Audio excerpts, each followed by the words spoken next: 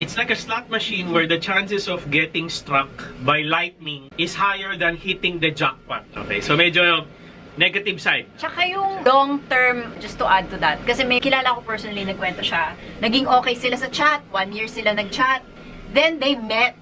Wala pang pandemic nun eh, so they were able to fly to like this common country, di ba? Philippines yung isa, ibang bansa yung isa. So nag-fly sila sa isang common country where they could meet.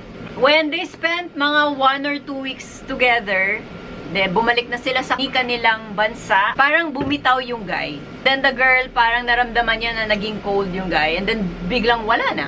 So, yung alam ko naman, expat yung lalaki. So, nangyayari, everywhere he goes, kasi nga umiikot siya, a foreigner. So, bawat punta niya ng country, nag-a-up siya. So, kung sino yung sexy, maganda yung katawan, yun ang kinakama niya. Pero meron siyang asawa at anak sa kanyang hometown sa Europe. So, kalakaran yan minsan ng ibang lalaki na advantageous sa kanila kasi nga, via the dating app, lalo na kapag yung trabaho nila entails going around the world. Right. Ang nangyayari, pantasya ng minsan ng ibang lalaki na, wow, makapunta ako ng Japan, o sino bang Japanese ang pwede kong maikama dito via dating app. Tapos if I go to, let's say, Europe, if I go to Singapore, if I go to Hong Kong, parang gano'n. So, yung dating app minsan, ano yan, advantageous yan for men looking for sexual encounters na iba-ibang region, lalo na kapag nagta-travel sila. Very, ano yan, very rampant. This is RM, Relationship Matters.